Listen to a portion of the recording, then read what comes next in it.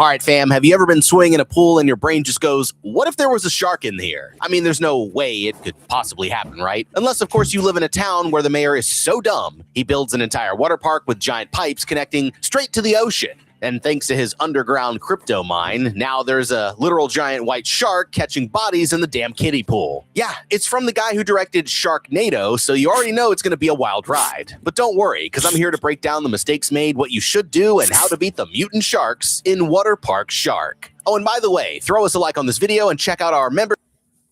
Oh my god, I can already tell this is going to be amazing. Hold up, before we start, I gotta share the link with my buddy real quick. He's gonna love this.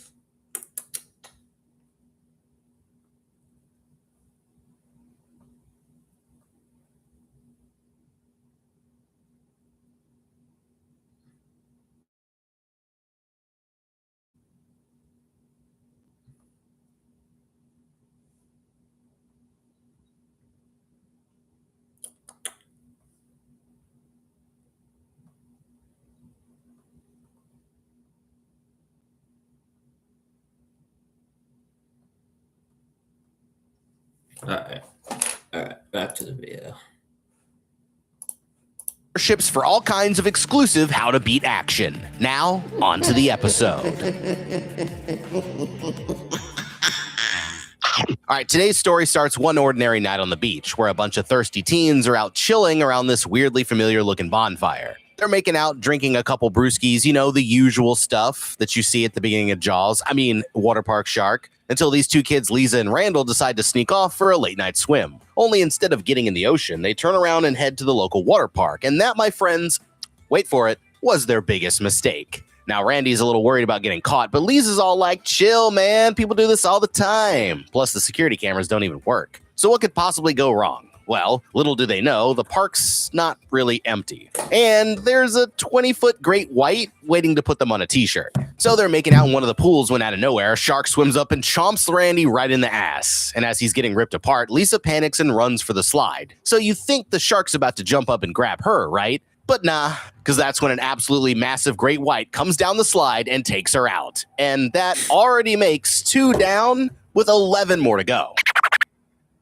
Okay, this brings a whole what's the worst that could possibly happen? But low-key, I think we all knew they were as doomed as soon as they broke the survival rule number 1. Never sneak away from the group to go make out. I mean, that's basically like putting up the bat signal for sharks, slashers, you know, pretty much anything that wants to kill you. But even if you're not expecting to get bodied by Jaws, it's still not the greatest idea. Because for one, it completely splits you up from all your meat shields. And 2, it's going to take everyone longer to notice if anything happens. Which brings me to the next problem, because even without a bunch of sharks taking over the kiddie pool, a closed water park at night is still a sketchy-ass place to be. And with no lifeguards or other people around, nobody's going to know if you get hurt. So as fun as it might be to have the whole place to yourself, it's really not the smartest idea, fam. Now, like I said back in the Pimptro, I think we all had that irrational fear of a shark somehow getting into the pool. But obviously, in real life, that's completely impossible. Like for starters, most water parks use what's called a closed-loop system, where they filter and reuse the same water from inside the park. So you might get covered in a lot of piss, but there's never a time when the water in the park's connected to the ocean. And also, the pipes are like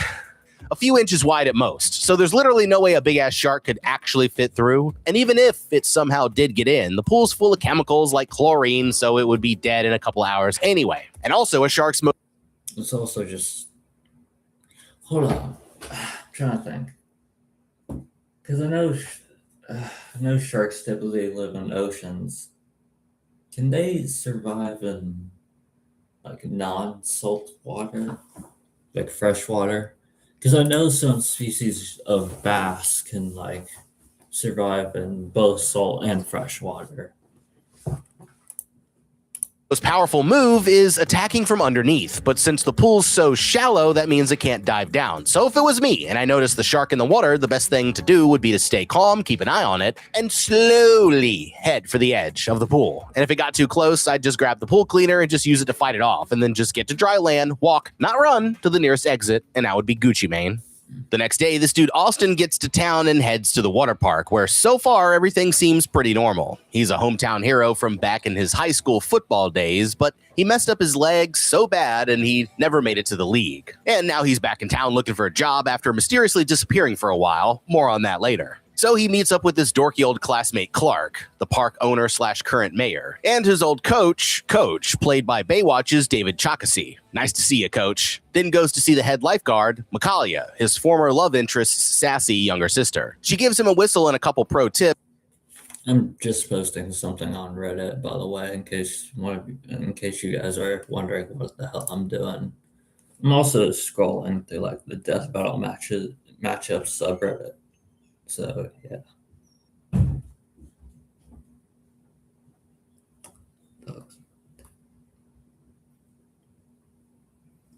Yeah.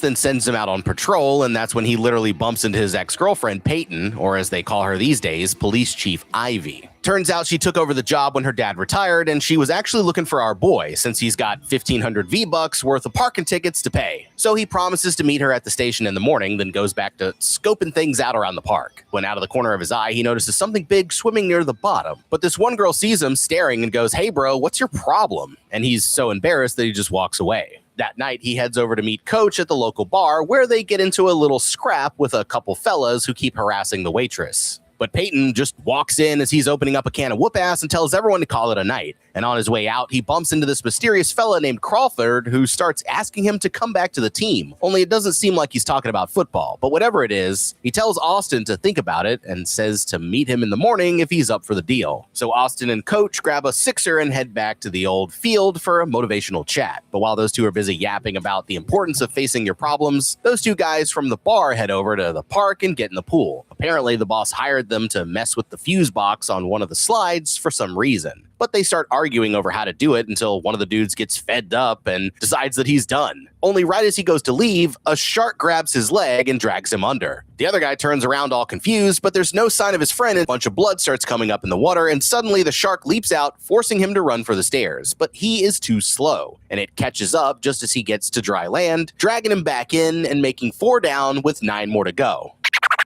All right, this place is already stacking more bodies than Action Park in the 80s. And that brings me to our first big problem, because at this point, the park should already be closed down. Like, I know these pools have some decent filters, but come on. You're telling me 2 people just got eaten alive last night and all they found was a single untouched bikini? I'm sorry, but no way. I mean, I get that it's part of the joke, but in reality, there'd be blood everywhere. Hair and body parts, probably clogging up the filters, and not to mention, this place would smell absolutely...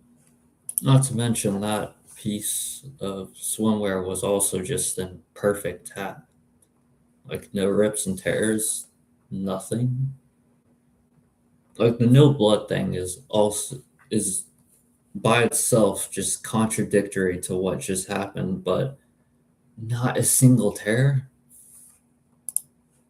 Terrible. So one of the maintenance guys definitely would have noticed something before they even opened up the next morning. And another thing, do these kids not have families or something? Like, how has it been a whole day and yet nobody's even reported them missing? I mean, you'd think somebody would have noticed when they didn't come back from the bonfire, and then once they found Lisa's bikini, the cops would have turned this whole park into a crime scene. But maybe the most important question is, where the did all the sharks go? Well, as we're going to find out from the coach, the only reason they got in is because the park actually does get its water from giant pipes connected to the ocean, which not only does that sound dumb as hell, but it's also an easy fix. Just close the park, trace all the pipes back to the ocean, and close them off so the sharks can't get through, and eventually switch the whole place over to a closed loop system, and they'd never have to worry about this happening again. But anyway, then we've got these 2 dummies who just got turned into a 2-for-1 special. And honestly, if the sharks didn't get them, the OSHA violations probably would have. See, if you didn't know, pool water is actually a great conductor of electricity, which is why you're supposed to get out as soon as you hear thunder. So dragging a plugged-in extension cord through a waist-deep pool might be one of the dumbest things you could possibly do. Now, just like with Randy and Lisa, these 2 definitely should have noticed a 20-foot great white in this 3-foot deep pool before it attacked. And if they did, they could have easily just climbed out of the side. But even though the first guy got caught lacking, his buddy still could have survived if he didn't make the dumbest possible decision. See, once he saw the blood, he had 2 choices to make, either run for the stairs or just climb over the edge. But the problem is, great whites can swim up to 35 miles an hour in short bursts, while while a person running in waist-deep water can maybe go like, I don't know, 2 miles an hour at best, meaning that's not a race you're going to win. So between running all the way back across or just going for one of the walls that were much closer, he definitely should have gone with option 2. This was one of those times where you don't want to stay calm. Just get to a wall as fast as possible, climb out, and he would have been good. So real talk, you guys, you ever feel super overwhelmed? Like nervous system overload? Alpha 5 Power Ranger style? Kind of like when you find that rare galaxy sprite in Fortnite. And with that, back to the show. In the morning, Austin heads to the station to square up, and at first, the chief actually seems happy to see him, but then he lets it slip that he might leave town again, and her whole attitude completely changes, seeming hurt if he's not going to stick around. Well, he heads back to the park and clears out his locker, planning to meet that guy from the bar and go back to his old job. But meanwhile, Michaela's busy investigating some weird problems with one of the slides, and it seems like something might be stuck in one of the tunnels. So she gets on a raft and rides down to check it out. Only as she's flying down the slide, she ends up going straight into the mouth of a damn great white shark. Austin hears her scream and runs over to help, causing him to miss a call from that guy he was supposed to meet up with, but the good news is the shark was already dead. So they bring the two of them back to the office to try and figure things out. Now, it looks like the shark got zapped by some kind of electrical shock, and according to Coach, the park gets its water from the ocean, which could explain how it actually got in. So they decide to check the pipes and see if they notice anything strange, but before they go, Mayor Clark shows up asking Peyton to keep it on the down low, and she eventually agrees to help, but only if he solves the problem before he opens up the park again. Now they've got a lot of water to cover, so they decide to split up into 2 boats, but Michaela and Coach take off as soon as Peyton gets there. That way, her and Austin get stuck working together. Meanwhile, we see this fella Dag in a secret basement hidden somewhere under the park, and that's when we find out what these 2 guys were up to the night before. It turns out the whole park is just a front for Clark's secret crypto mining operation. And after finding out what happened with the shark, Dag starts bugging out, saying they're burning too much power. But Clark just tells him to take a chill pill and get back to work. Anyway, now that they're alone, Peyton and Austin start catching up for the first time since he left, but while they're busy flirting, Coach and Michaela spot a pipe that definitely looks suspicious. The gate's busted open with all kinds of weird blue slime spilling out into the water, so they call the others to come check it out. Now, while they're waiting for their friends to show up, Michaela notices something in the water and starts leaning in for a closer look, until all of a sudden, another great white pops up right in front of her. Only this time, it's just a baby shark, and it doesn't even have any teeth. So Michaela starts feeding it gummies and leaning over to pet it like a lost puppy, and when it finally swims off, it joins up with this big school of... This CGI is frying me. I absolutely love how terrible the CGI is. That just makes this whole experience so much better. Of sharks that are all covered in that same blue slime.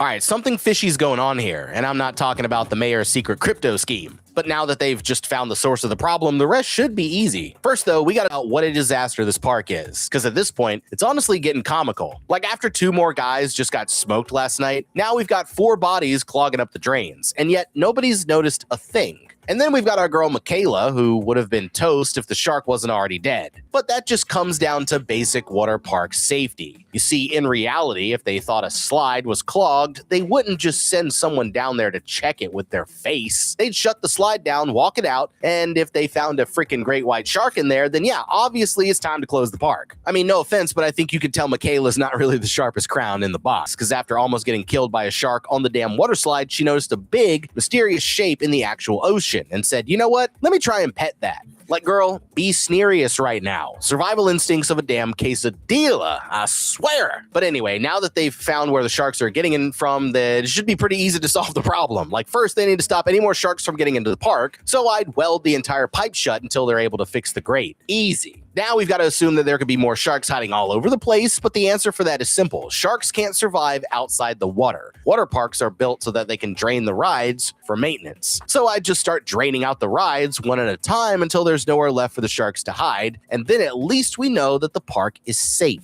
But as we can see, it seems like the real source of the problem is whatever is causing this blue slime. Now, in a minute, their nurse, Rain, is going to grab a sample and send it off for testing, which might actually be the first smart thing anybody's ever done. But besides that, I'd try tracing the pipe back to see if we could find the source, and also keep an eye on these sharks that are hanging out nearby to see if there's anything weird about the way that they're acting. And then we've got this guy, Dag, who might actually be the biggest dumbass in the whole movie, because he's letting Mayor Farquaad treat him like an actual coal miner when he's literally sitting right on top of a damn gold mine. See, the thing about crypto is it's sort of a finders keepers type of deal, where whoever is holding the wallet has all the bread. And right now, Broski is sitting on over 1,300 coins worth more than 15K each, meaning he's literally sitting on over $20 million.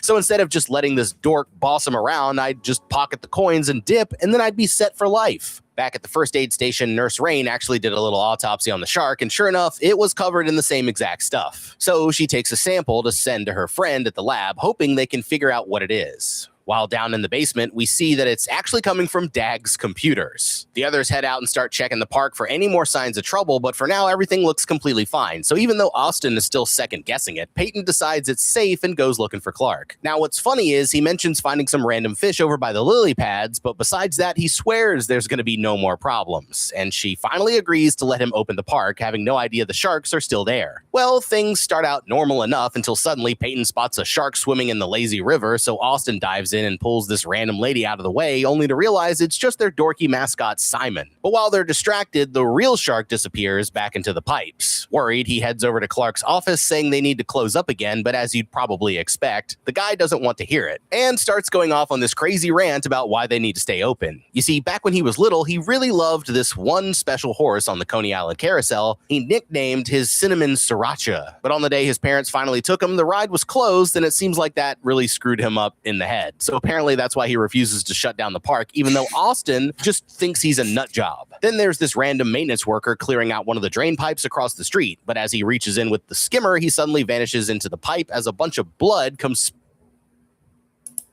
That's like the backstory of like a D-tier Spider-Man villain. What? Spraying out, making 5 down with 8 more to go. Well, since Clark won't close up, there's not much they can do besides keep a lookout, and that means it's time to open their biggest slide, the Devil's Drop. But right as the first girl's about to go down, Austin notices a broken fuse box that's electrifying the damn slide, so he grabs his radio and starts warning them to stop, but it seems like nobody's hearing him. Just then they press the button, sending her flying down the slide, but at the same time, this giant great white gets into the pipe right underneath her and ends up getting zapped instead. And after pulling her out of the water, Austin realizes that there must be some kind of connection between the sharks and these weird electrical problems. So he heads to the station to tell Peyton his theories, convinced it all connects back to the water park. And even though she's not really buying it, she eventually decides to trust him, telling Deputy Jenkins to check the power bills while she heads back to take another look around.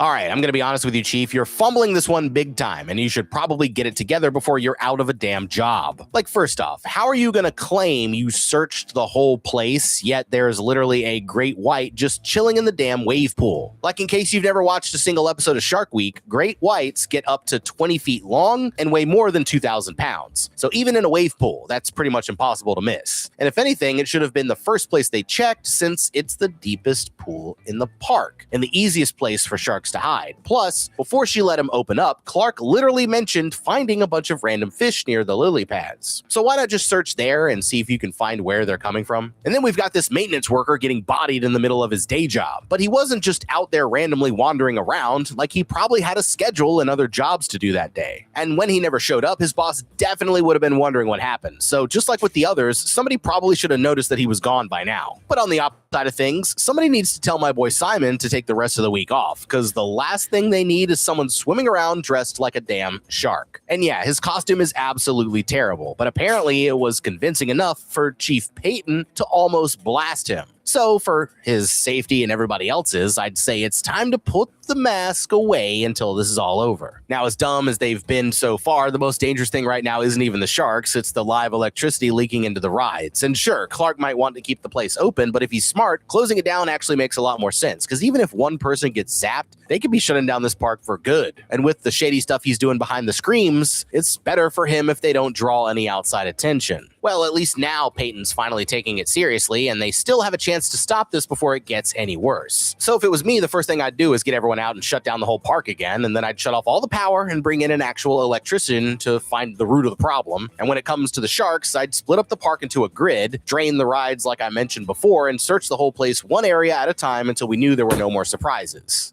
As for Austin, he asks Coach if he's noticed anything strange around the park lately, besides random sharks popping out of the water slides. Well, Coach actually says there's been a few things, but he's mostly interested in these dead birds that keep showing up behind the maintenance building. So they decide to head over there and check it out. Meanwhile, these two girls are over at Lily's pads when one of them jumps straight into a great white's mouth, but her friend's so busy talking on the phone she doesn't even notice, and that makes 6 down with 7 more to go. Coach and Austin make their way over to the shed where they end up finding a bunch of dead birds, just like he said. Taking a closer look, they notice this weird cable leading down into some tunnels under the building. Only it's blocked off, and Coach says he doesn't do anything involving rusty nails. So he starts ripping some push-ups while Austin keeps trying to get it open. While the boys are busy with that, Peyton heads back to the office to check in with Rain, and it turns out that she got those lab reports back on the goo. They say it's made of a bunch of weird chemicals like ammonia and lithium, but they're still not sure what it all means, so she asks if there's any secret spots around the park where nobody would think to look, and Rain says there's one behind the maintenance shed, making her decide to go and check it out. Back with the fellas, they finally get the tunnel open and head down, only to find the path blocked by another door. So this time, Coach just kicks it open, and they find...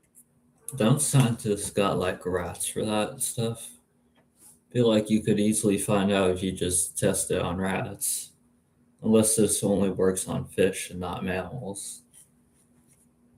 Find themselves in this rundown, stinky-looking basement. But just as they're about to poke their heads in, Coach gets a call and has to take off, leaving Austin to handle it by himself. So he makes his way down and starts looking around, and what's weird is there's a couple of these big computer servers stacked against the wall. Well, that's when he hears someone coming down the steps, and they both yell out, "Freeze!" at the same time. Only it's just Peyton scoping things out, and Austin starts getting all excited when he realizes she actually believes him. Meanwhile, back in the mine, Clark stops in to see how things are going, but right as he gets there, they start losing a bunch of power. You see, according to Dag, the batteries must be leaking. Plus, he's barely alive after being trapped down there for 2 days straight, but Clark just hands him a flash drive and tells him to switch the money over. And even though it's going to take another 15 hours, he locks the dude in there and leaves him to it. All right, the fact that they haven't shut this place down by now is honestly crazy. Like, people are out here getting bodied by great whites in broad daylight, and meanwhile, detectives Dumb and Dumber over here couldn't find a clue if it was taped to their forehead. But if anyone at this water park was actually using their brain, this whole disaster could have already been over. I mean, first of all, let's start with this girl by the lily pads, because I'm sorry, but how the hell does a fish the size of an F-150 swallow your friend, and you don't even notice? Like, I know we're all addicted to our phones, but damn. And you'd think after her friend suddenly went missing, she'd, I don't know, maybe look around or even act slightly concerned. But nah, she just hit the Skyrim guard like, huh? Must have been the wind.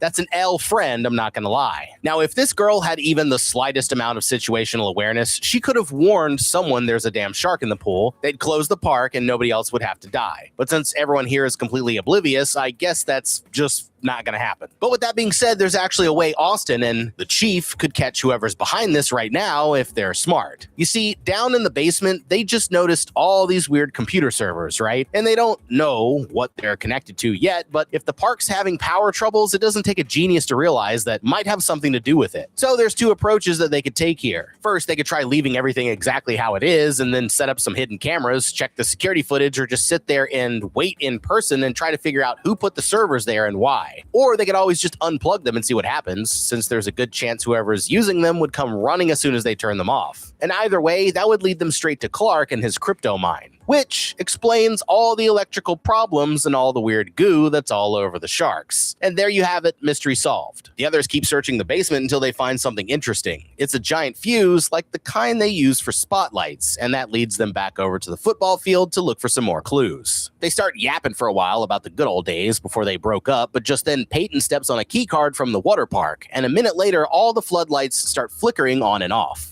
Well, Austin ends up noticing that it's not just some random flickering, it's a pattern, and that's when he starts putting it all together, saying someone at the park must be using the fuses to draw in tons of power. So Peyton's like, wait a minute, how'd you know that? And that forces Austin to finally come clean. See, it turns out he's not just some washed-up quarterback who peaked in high school. The truth is that after messing his knee up, he got recruited by the damn FBI. But the story doesn't end there, because he ended up going too far on a case and getting in a lot of trouble. Only the case he was working led him back here to the park, so he decided to keep investigating on his own. But now that they're talking again, it made him realize that he wants to fix their relationship and solve the mystery as a team. So the next morning, they group up back at HQ to go over what they found, and so far they know the park's drawing in a ton of power, and the blue goo has all kinds of weird chemicals in it. So at first, Peyton thinks it must be some kind of Breaking Bad type deal. But Austin thinks that they're actually stealing power. The only question is, why? Well, Deputy Jenkins randomly yells out, "Blood diamonds!" which honestly isn't even close, but it gets Austin thinking diamonds come from a mine, and what do people mine with computers? Crypto. So now it all makes sense. Someone is using the park to run a secret crypto mine, and there's only one place they could be hiding: in the tunnels. So they all decide to split up, with the 4 of them going down to check it out, while Coach and Rain take a boat to find out where these sharks are actually coming from. Back in the basement, Dags finally had enough and decides to dip out, while, as for the others, they decide to split up and look for anything sketchy. Well, Jenkins is busy watching out for mummies of all things when, all of a sudden, they hear something groaning from around the corner. But it's just Dag begging for a drink of water, and when they tell him to freeze, he just passes out right on the floor.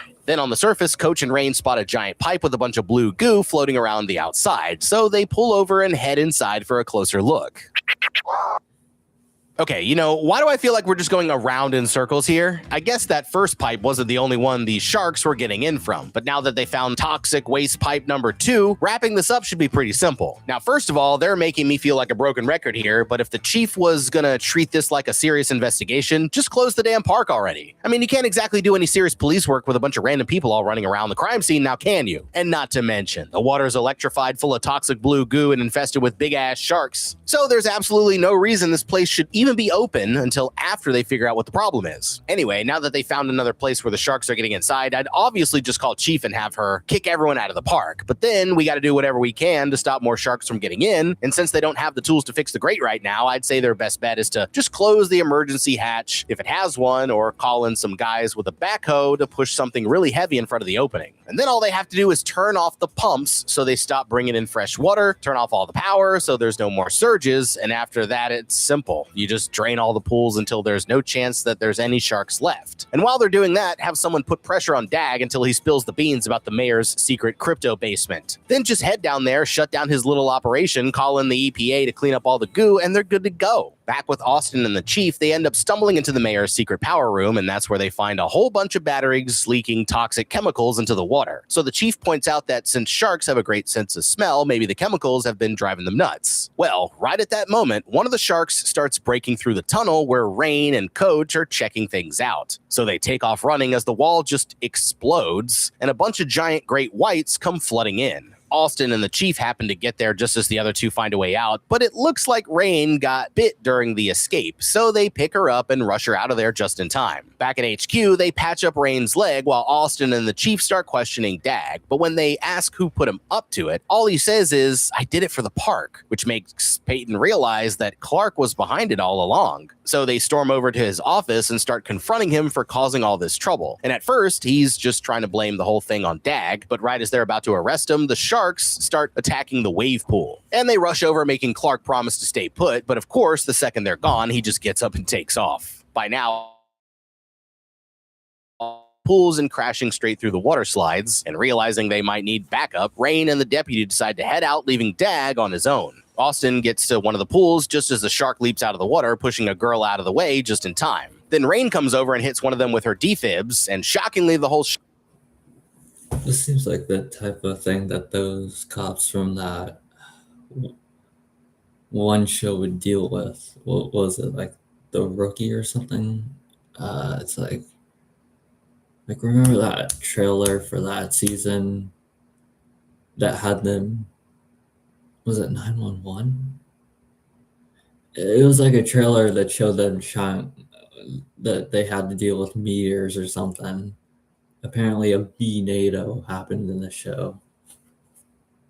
shark just explodes the minute she touches it. Meanwhile, that goober Simon sees everyone running and gets all excited since he thinks they're running from him, but he ends up getting down the water slide, making 7 down with 6 more to go. The mayor runs outside and starts telling people that it's safe, but it's too late. And after everyone books it out of the park, Austin and the chief lock up the gate and go back to dealing with the sharks. Well, they meet up with the others outside the tool shed, and Michaela points out that they could just always leave. But Austin's like, nah, it's bigger than that, because he's worried that if the sharks escape, they'll be causing havoc all up and down the East Coast. So he comes up with a plan to fry the sharks using electricity. First, they need Coach to go down and seal off the tunnel so no more sharks can get in. Then they're going to grab grab some wire and run it through every pool and slide in the park. And after that, they'll connect it to the power down in the basement, which should zap all the sharks and take care of the problem. But Clark overhears what they're up to on the security cameras, and since his crypto is still downloading, he decides that he's going to sabotage the plan.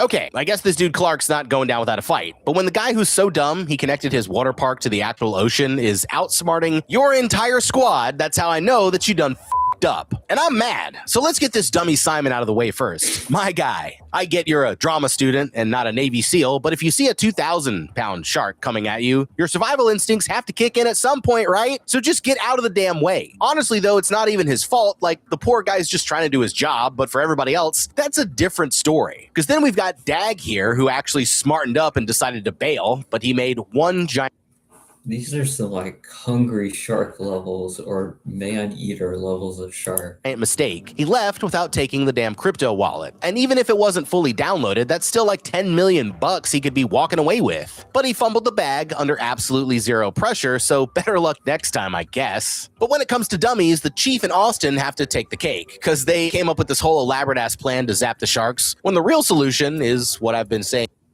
You gotta leave this to the Coast Guard at some point. The Navy, literally anybody, the actual professionals here.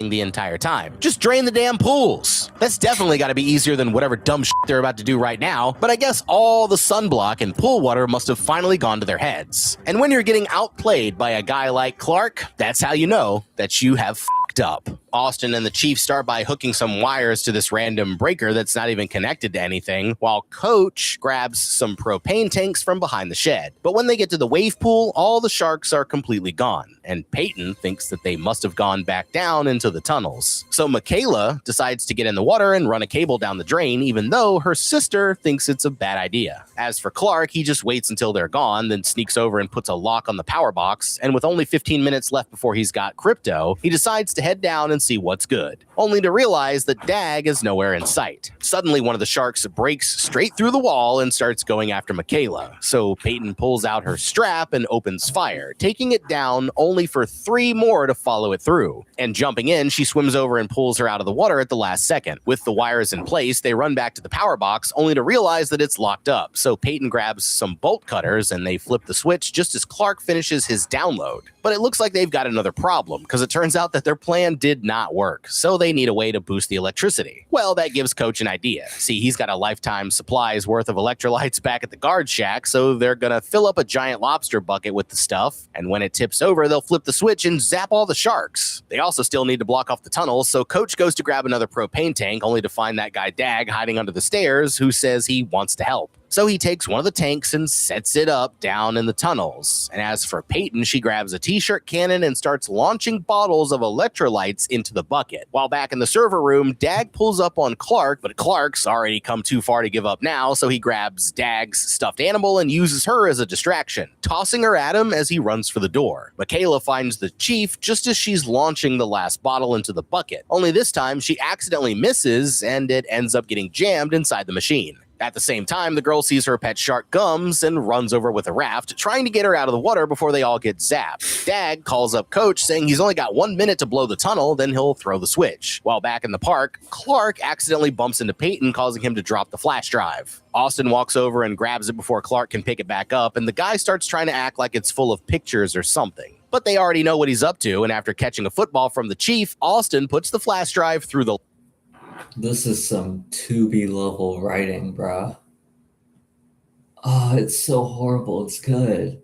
I love it. Places and launches it all the way across the park, hitting the bottle and dropping the bucket. At the same time, Coach ghost rides the whip just as Dag hits the button, causing the tunnels and all the sharks to start blowing up all over the park. Then Rain gets in the wave pool and hits the water with her defibs, taking out a handful of sharks. And in the chaos, Austin ends up getting launched. And I guess she's just immune to electricity or something. Off the steps. Worried, Peyton goes running over to check on him, but he's perfectly fine. Also, you guys probably noticed this as well, but they CGI'd one of the characters jumping into the water. Like, this is ridiculous. Like, oh my god, bruh. this movie is so bad that it ends up being just hilariously good. Since he landed on this big blow-up flamingo. Then Rain's survival instincts kick in and she uses the shock paddles to bring herself back to life. Well, it looks like they actually saved the day, and while getting a fresh golden whistle from Michaela, Austin and the Chief start making out so long that by the time they're finally done, everyone else is already gone. So they decide to go grab some lobster rolls, and it looks like that's the end of the story, right?